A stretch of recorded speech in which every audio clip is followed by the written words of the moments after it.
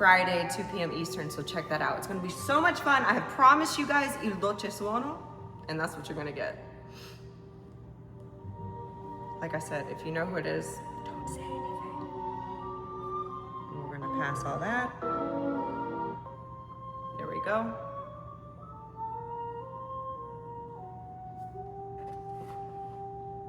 You'll be here dressed as Queen Charlotte. Is that what you're doing for Halloween?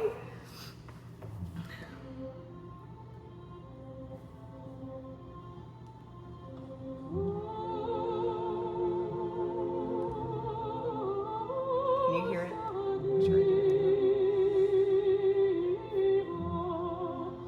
Already I have an opinion from the very first note.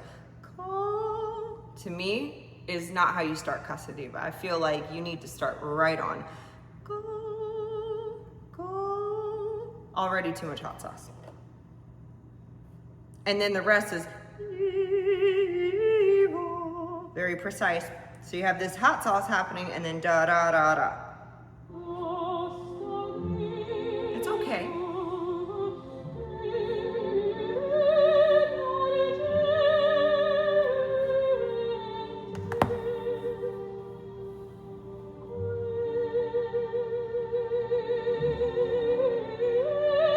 Stop.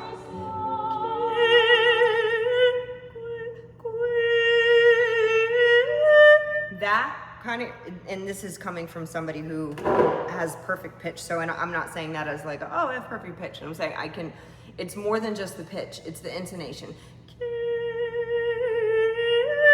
It was kind of strong on the eh.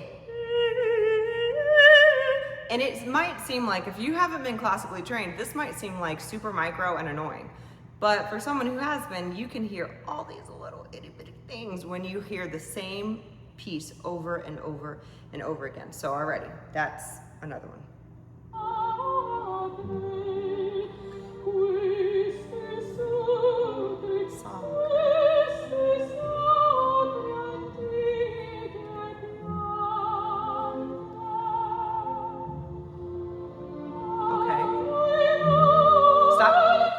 So I'm pretty sure, and I don't have the sheet music in front of me, but the way that it's written is that little pick. We all do it, so I'm fairly certain Bellini actually wrote it in the music, and I wish I had the sheet music in front of me. That would have made sense. She sings kind of like straight like that, but she missed that part. She just went to Volgi, and it's like, no, you have to do that. That's a part of the beauty of it. Go ahead. I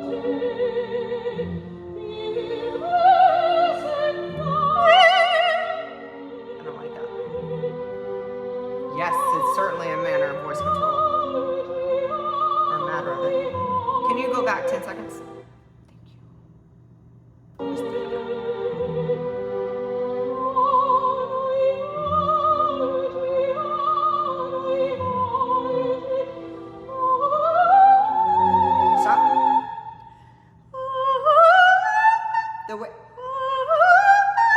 It's kind of difficult for me to mimic her exactly, but the way it sounds like when I hear it, and again, this is not from I'm not trying to criticize a person per se, but it's like what I hear is her doing this. Like if she were a doll, instead of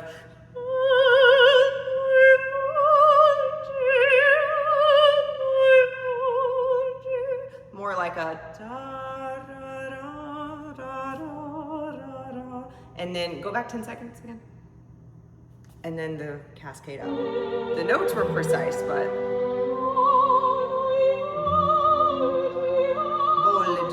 don't like how she does her Italian there. That's what it was. She's flat. And if you get to that part, you have to be right on the pitch. Otherwise, it just feels like, it's like, okay. And then do it again, just press play. It's like this.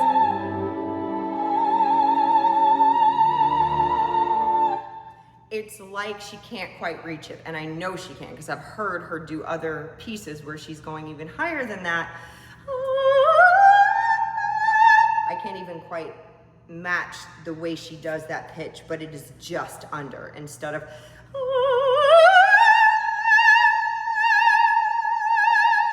I'm overemphasizing right now, obviously, just to show you guys what I mean, but and she goes there, but it's almost like I'm saying, it sounds like she doesn't want to quite get there. Do hers and then do yours. Is okay, so it's do just that section of hers to mimic. Yeah, and then is do how. tough. Yeah, but you can. My producer's like, do it. Play it again. Just under pitch.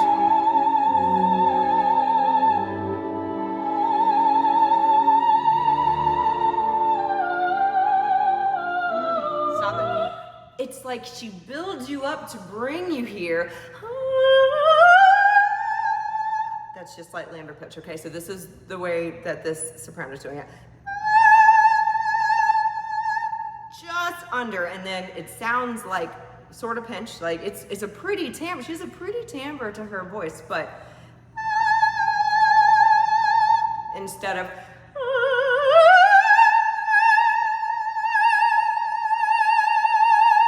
and then going to the, it's like just under instead of.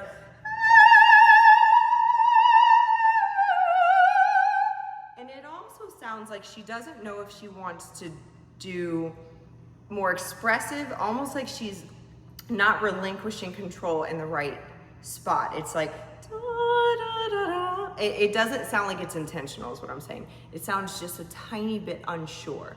And again, I wanna keep this and take this into consideration. This is one live interpretation of many that I'm sure she has done.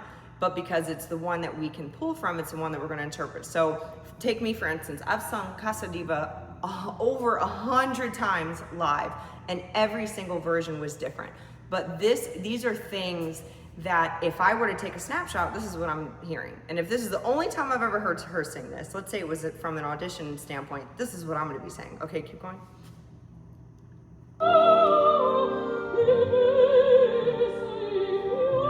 Keep going.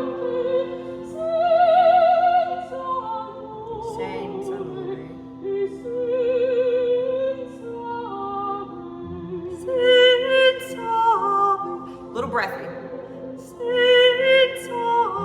Stop it. Here, let me have it. So I wasn't very, I'm just not a huge fan of this version, as you can see. So I have a lot to pick apart. Okay, let's see how she does the cascading.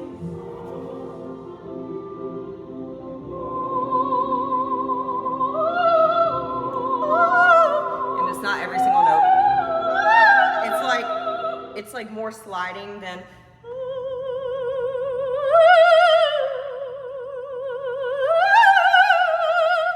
And sometimes you have to kind of execute that diaphragm a little bit more on this part on Casta Diva in order to get to those da da da da da da da da da da da versus where she's doing it. Sounds a little more like sliding, not quite hitting the note, the center of it.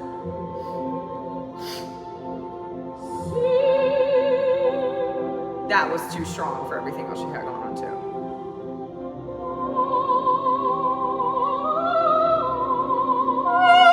Get that note.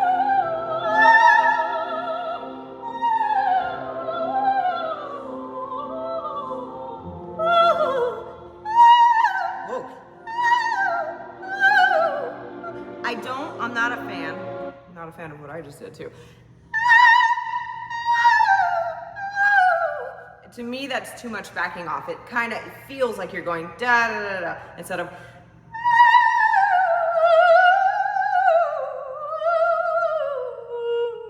So again, like I'm saying, this might be a little bit micro for a lot of people, but for me, this is what I'm hearing. This is like the queen of opera brain is thinking, that's how I would approach this. And Casta Diva is such a well-known aria that if you're gonna do it, it feels like you need to really own every part. So the main consensus I have for Casta Diva is there's too much disconnect with this interpretation. Sustain the projection throughout the movement. That is a perfect way to say that. There's not enough cohesiveness in the voice with what she's doing. So you might like an interpretation that, so like,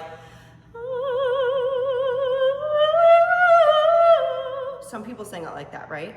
Some people just kind of like take with their arm, da, da, da, da, da, da, da. Whatever it is you do, or you might just do it a little more like like Maria Callas, where she is like, she's precise on every single note. And I can assure you the way she got so precise on those notes is she did it over and over and over again, making sure that every single note was heard. This one sounds like there wasn't enough time taken to shape those, what everyone loves about Casta Diva, you know? So there's not enough connection between the phrasing, there's not enough connection between the notes, and so that's my personal opinion on this one, okay? So, all right, we're gonna leave this one alone. I love her, beautiful, beautiful singer. She has an interpretation of another song that she was definitely my inspiration for how she sang it. And you could hear when she goes,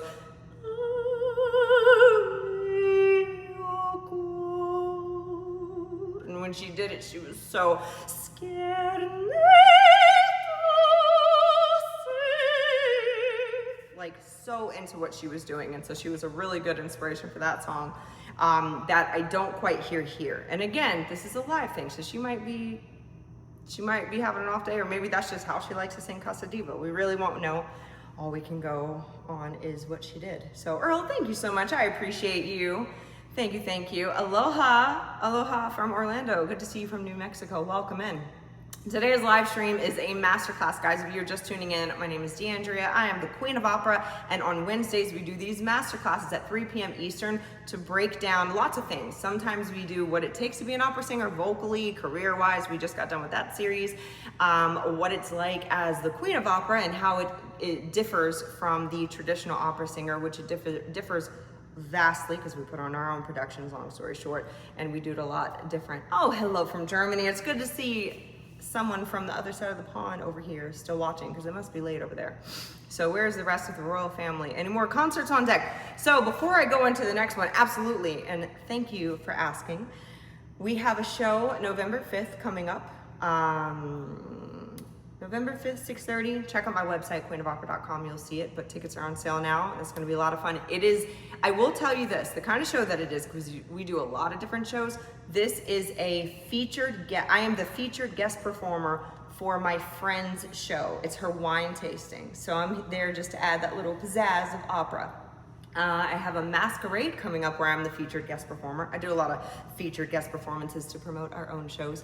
That is on November 14th. It is going to be so much fun. All this is on my website, so you guys check it out. Not in Tampa, in Orlando, Winter Park to be specific. And then the second one is going to be in Maitland, which is close to Winter Park. And I have like 3 to 4 other ones that are literally, I was just getting off the phone today to confirm. But another one in January, Fête Minuet, that's on our website too. Check it out. Check it out on the press releases. Tickets are on sale now. That's going to be a, the masquerade is going to be a masked big ball gown thing. So it's going to be so much fun. And so is the one in January called Fête Minuet. If you guys know anything about the Palace of Versailles, the Fête Minuet, you know what I'm talking about. South Florida, I'm sure I'll be in South Florida soon enough. Definitely, because we're in Orlando, so, you know. And then our big show that I really want you guys to go to more than anything is Puccini for Lovers. That is our show, a Queen of Opera production, benefiting the Queen of Opera Foundation, our newly formed and organized nonprofit, and it is benefiting all of the causes that I already sing for, but we just decided to make it official for our foundation. So we have our company, Queen of Opera. Now our foundation is a nonprofit and soon to be 501c3 established. So I'm very excited. Texas is definitely in the books. I have friends, family, everybody in Texas, so we definitely need to do a show there. But in time, you guys keep following me. I'm not going anywhere. Trust me. So it's just gonna get bigger and better as we go. Oh, you went to it? Oh my gosh. What I would give to actually go to Versailles and be a part of that is very cool. The lady that's putting this